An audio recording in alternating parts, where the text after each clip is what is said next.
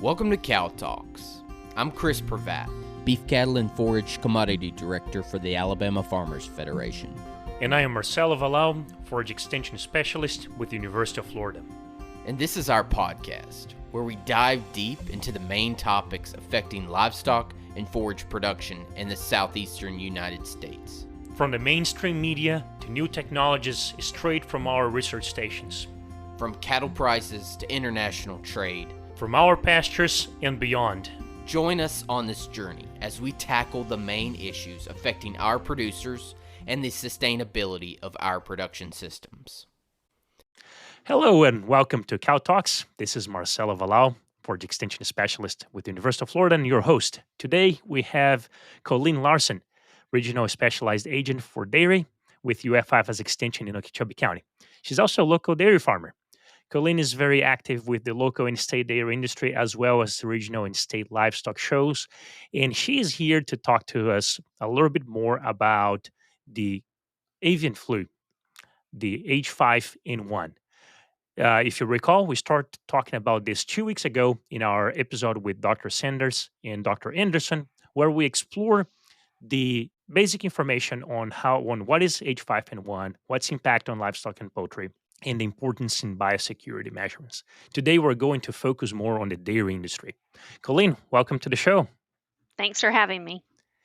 So, I think the main thing that people are asking here is why this H5N1 is a concern with the dairy industry if this is an avian influenza. Right. So it's been 1 year since the avian flu was detected in dairy farms out west. Since then, there have been 990 dairy herds across the United States in 17 states that have detected avian flu in dairy cattle.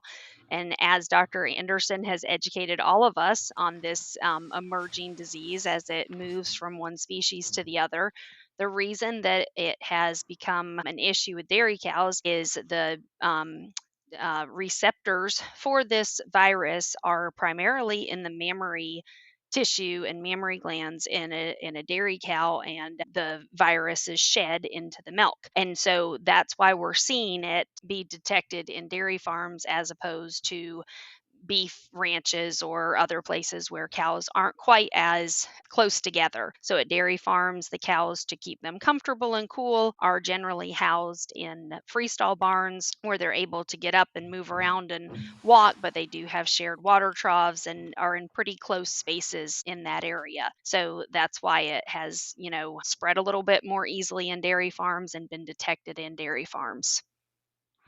So I also remember us talking a little bit about the movements between dairy farms. So we have people, we have sales reps, we have tankers going and collecting milk. So there is a lot more movement in this production system compared to the beef cattle that is mostly, especially thinking about cow-calf operations in the state, they're mostly, okay, we're in the pasture, it's out there. So is this also a concern from the biosecurity standpoint, all that interaction with other herds through equipment and people? Right. So with our service people, whether that is an artificial insemination technician who's moving from farm to farm to deliver semen to the liquid nitrogen tank, or a supply person moving from farm to farm, we do have a lot of people that are on and off farms every day. Cows go through a tremendous amount of feed, so we have feed trucks on and off farms every day. We have milk trucks picking up the milk to deliver to processing plants. And one of the things that was done really early on in this, when the dairy farms found out that this was happening in other parts of the country, we have not had any cases in Florida yet, but one of the initial responses was to try to limit the traffic and the trucks that were going from one farm to the other. So a lot of the feed mills dedicated specific trucks or specific trailers to only service certain dairy farms. And so the industry as a whole has worked really well with the dairy farmers to start those biosecurity steps on their own, even before some of the recommendations came out.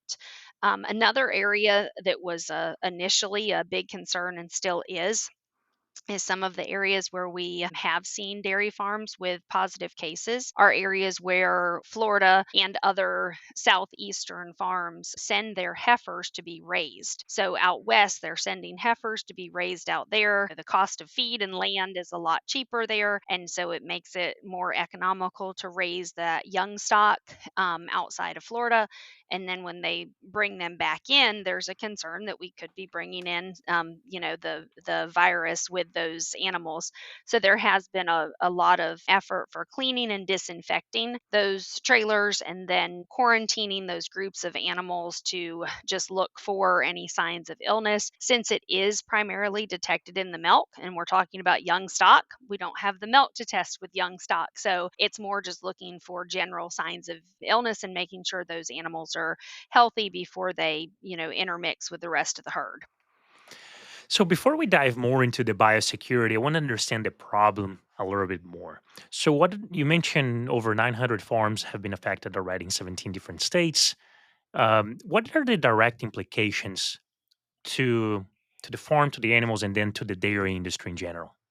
So there's a pretty wide range just from the farmer experience, from what we've heard from farms across the country. Some of the farms have 15% decrease in milk production. That is really substantial. Some are higher, especially during heat stress times, up to 30% reduction. It doesn't seem to affect all the cows, and there's some variability in the type of cows that it affects. Usually it's more of the higher producing cows mid lactation, and of course those are the cows that the farmers want to keep in the herd. So unfortunately, when those cows are affected, there's a big impact on the milk production. When they are affected, the primary thing that they see on the farm is milk that is thick and discolored. So those cows have to be removed from the herd, because we have to, remove anything with abnormal milk, and then those cows can be treated. But since usually the farms are pretty overwhelmed, it spreads pretty quickly. The most severe cases don't recover, and some cows, recover just fine. But with the overwhelming number of animals that can be affected, a lot of farms have had to do significant culling, or getting rid of those animals, because they just can't treat all of them, and the animals that don't recover are not able to be treated for the duration that it takes for this to go through farms. It usually takes about 3 weeks for it to circulate through the farm, and then just kind of recovering and getting those cows therapeutically treated. Diarrhea and respiratory effects have also been noticed on dairy farms, but it's primarily that abnormal milk and the loss of production. I have heard reports of farms completely stopping their normal operations as far as breeding cows and hoof trimming and those kind of things, just to provide the therapy to the cows that are affected. And that therapy is primarily anti-inflammatories and fluids to help them, get over the effects of the virus. So from what I understand, it's not lethal for the cattle in most cases. Normally it's not. So it's, highly contagious, but it does not cause as severe of, impacts like we see with the bird flu. However, when the cow doesn't recover, if a milk cow is not making milk, then while it's not lethal, it is a cause for her to be culled from the farm if she Sure. can't recover and start making milk again. Have we seen some of those impacts in Florida already, in Florida dairies? We haven't had any cases of the bird flu in Florida. So, really, the impacts here have been that we are taking those preemptive biosecurity steps to protect our herds. And with that, we have a lot of unknowns about how it's transferred. So, whether it's being transferred from wild birds, which we obviously have throughout the state and can do a little bit to control and monitor, but really we don't have a whole lot of control, over that. There's also discussion about it being transferred by fomites, so those vehicles on and off the farm and people on and off the farm. But then there's more recently some indications of the, aerosol transfer. So if it's in the air, that's obviously a lot harder for us to put biosecurity steps in place that will be effective against that. Yeah, so we started talking a little bit about biosecurity. You mentioned limiting, and now I just mentioned limiting the transit and and try to really prevent that virus to come. What other biosecurity measurements are being implemented on farm that are directly preventing that virus from spreading on farm? So the dairy industry participates before this in a lot of biosecurity activities just to prevent the spread of the most common problem we have on dairy farms, which is mastitis. So cows are milked 3 times a day. They're all going through the same area, and so if we do have something contagious, there's a possibility that every animal could get that within a 24-hour period.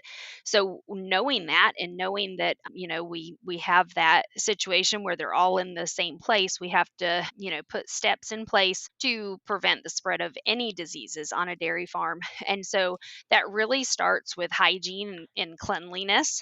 That's the biggest step in the parlor. The proper milking procedure with disinfecting before cows are milked and after they're milked and in between groups is a big part of that. And then cleaning equipment properly at least twice a day or 3 times a day. So that prevents the spread of a lot of things. And that was being done before this ever happened, along with just the correct nutritional and hygiene to keep cows healthy and able to fight diseases when they happen. But in this situation there have been some extra steps. So the dairy farms participate in a program called FARM, and it stands for Farmers Assuring Responsible Management. And that program is under the direction of National Milk Producers Federation. Farms participate to ensure that dairy farms are following procedures to take the best care of animals and give producers, retailers, and consumers confidence in the product that they're buying.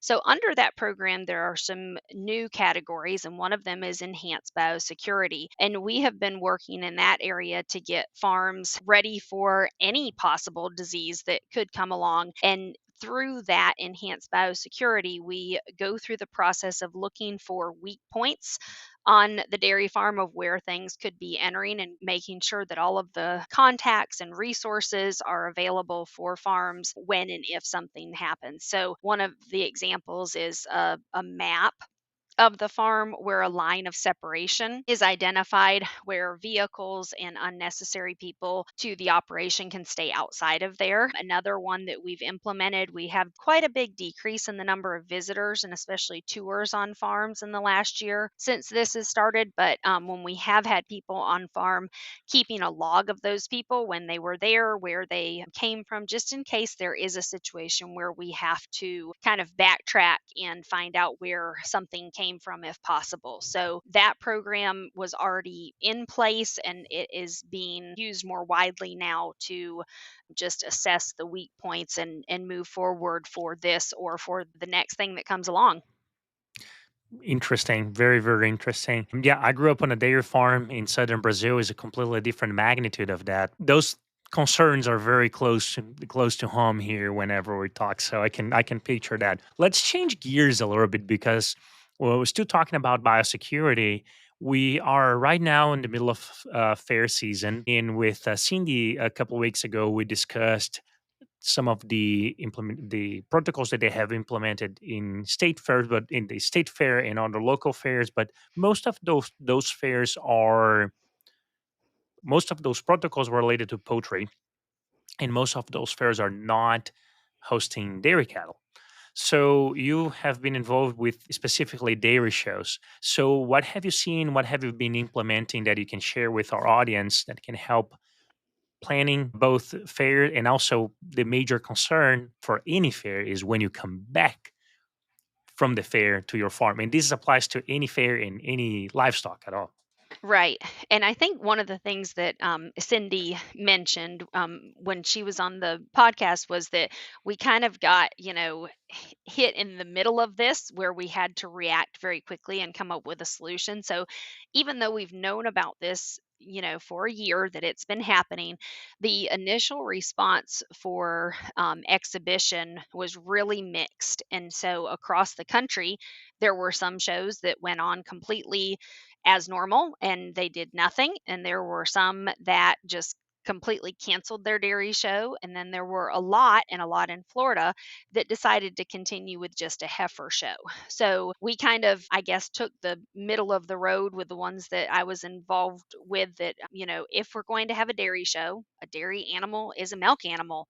And so, if we were going to put in the effort to have a dairy show, we wanted to make sure that we were able to have the milk cows, because that is what a dairy animal is. And so we worked with FDAX and came up with some guidelines for disinfection, creating those lines of separation at the farm from at the fair for milk disposal, and then disinfecting those areas. But even before that, the testing is what really allowed us to be able to continue exhibition of dairy cattle. So the farms or the individual cows that are coming into the fairs have been tested within 7 days to make sure that there is none of the virus present in that farm, or from those animals. So that's been going on since December, and we've had testing from farms as far north as the Panhandle and as far south as Okeechobee. That has been, or I guess even farther south, so as far south as Glades County. And so we've, feel very confident in the animals that we're bringing, that they're,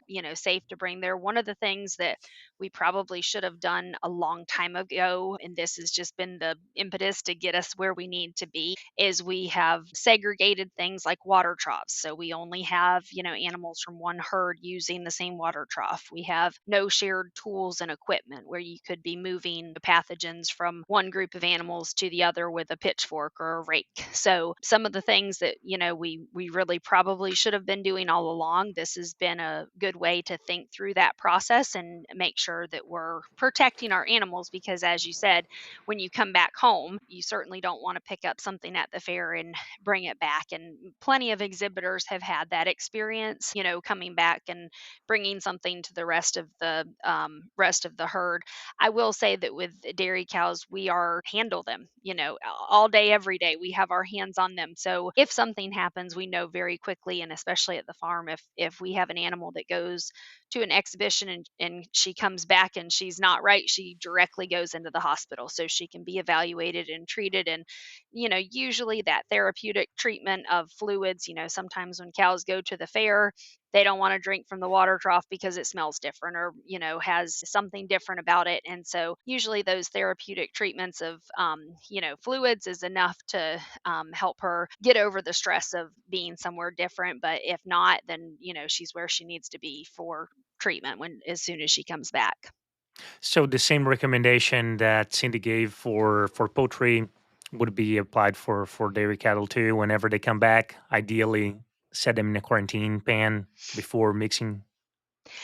I think that, depending on the number and the size, that's really a challenge on dairy Yeah. farms. A quarantine, separation and monitoring, I would say, is probably a better way to look at that, because when you look at a quarantine based on what our FDAX requirements are for quarantine, there's not really a location to do that with dairy farms, with a solid wall and a, distant separation. They kind of have to live where they're supposed to live. So more monitoring, and then, having them in a area where they can be monitored often. And like I said, on a dairy farm, that's not hard, because we are looking at them, 3 times a day, every time they go in to be milked, or especially if they're in the hospital, even more often than that. So monitoring is really the biggest, recommendation. Fantastic. And I want to add one more point here of conversation, which is the contact, contagious contact with humans. So we have seen some of that virus going from the cattle into the workers at the dairy, right? That has happened in other parts of the state where they've had affected herds. And that's something, again, that I'll, mention. I think the dairy industry overall does a great job at providing those, PPE, personal protective equipment, to workers on farms. So all of the dairy farms in this area that I work with and across the state, they use gloves, aprons, some type of coverings. If we have a situation where we know that the virus is in the state, I'm sure the next step would be to provide eye protection, because that has been the most common symptom, is that people that have interacted with sick animals have ended up with an eye infection, conjunctivitis. And so having eye protection for people that have that direct contact with milk. I will mention that, we when the cows are affected and that abnormal milk is detected in the hospital, that's really where the interaction would occur. So people, even on the farm, the people who are working with cows, that if they're breeding cows, or even if they're milking cows in the parlor where the milk is not abnormal, there's very little interaction, with the milk.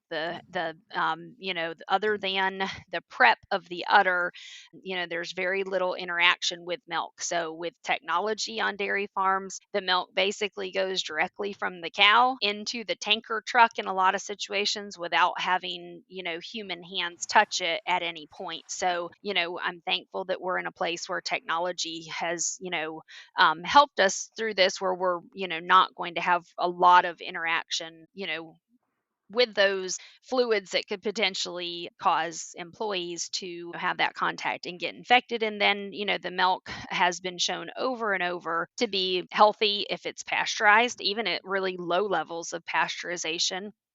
And heating inactivates and kills the virus. So as long as people are buying milk from a grocery store and it is pasteurized, it should be safe to drink, even if we do have the virus make its way to Florida. That was actually my last question I have here for you is the how this is affecting the consumer. So we have potential increasing in milk prices because of the lower production or increased risk, but also there is the concern that it could be on the milk, which pasteurization takes care of.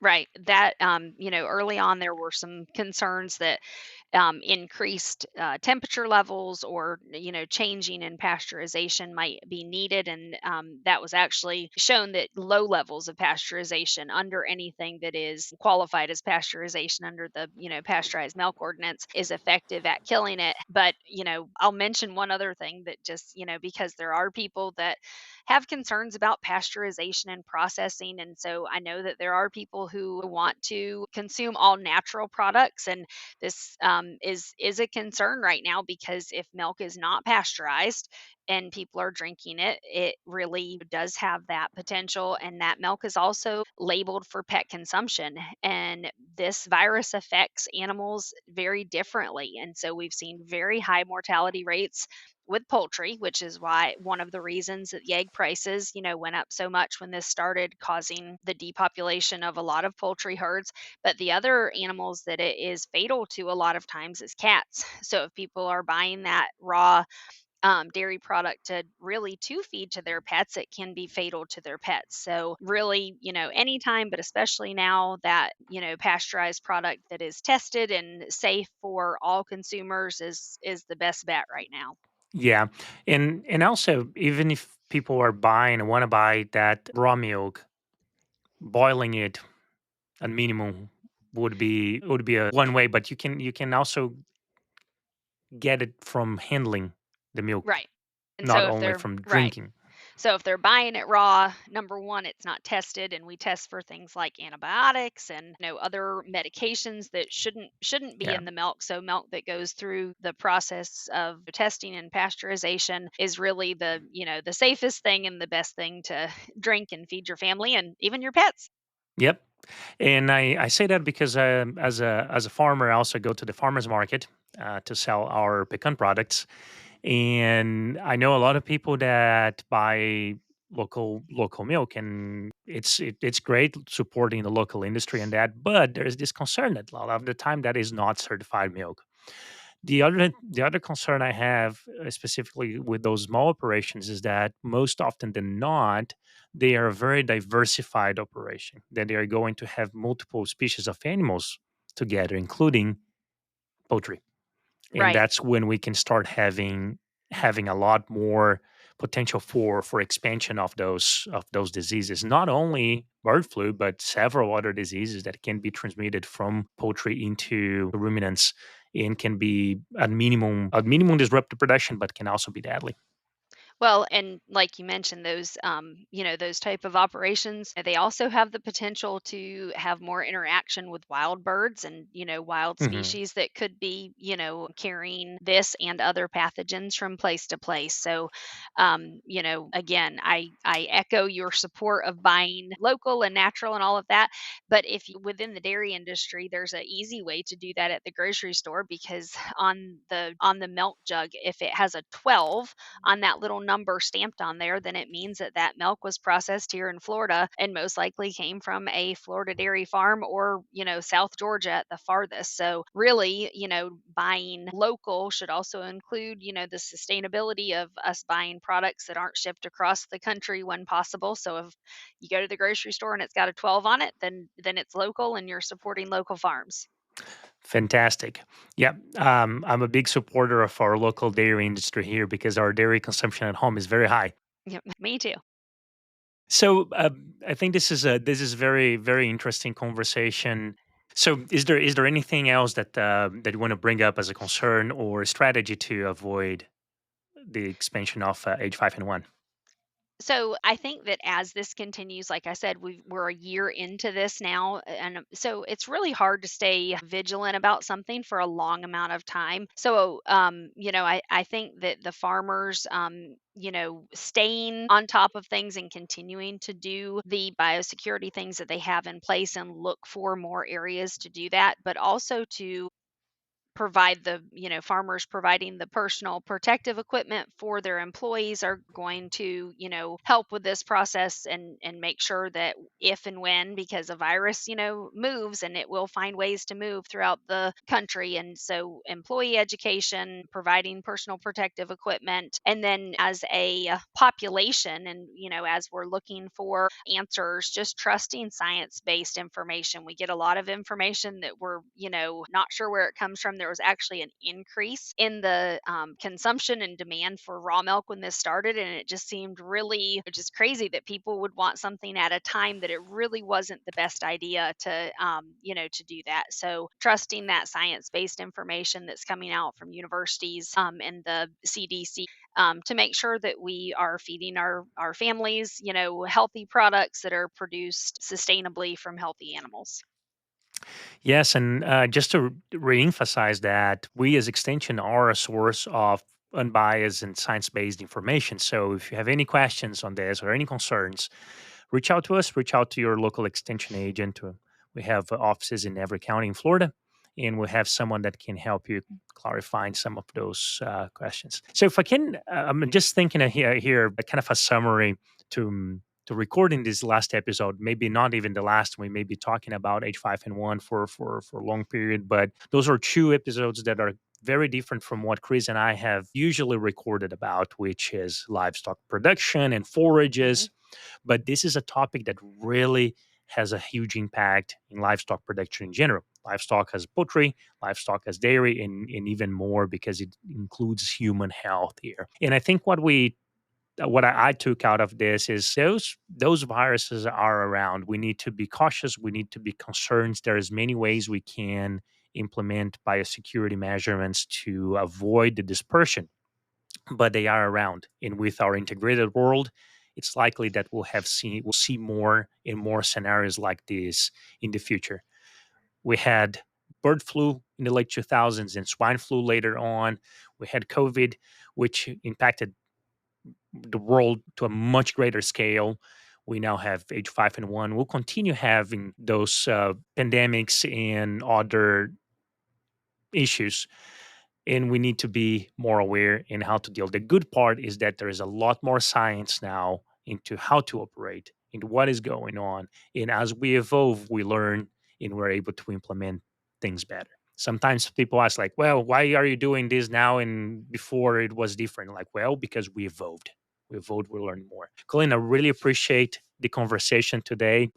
Puts a lot of perspective into the discussion of the avian flu into the dairy herds in our state and the impacts that it's causing. Thanks for having me here, and I look forward to talking to you again about another subject soon. Fantastic. I want to talk more about the dairy industry and talk more about forages and more about silage. I've already have a list of things for us to talk about in the future. For those that want more information, check our UF IFA's extension directory. We have one office in each county, and you can reach out to us also with our email forages@ifas.ufl.edu. We have more information in the description of this podcast. Thanks a lot, and I hope to see you in our next episode.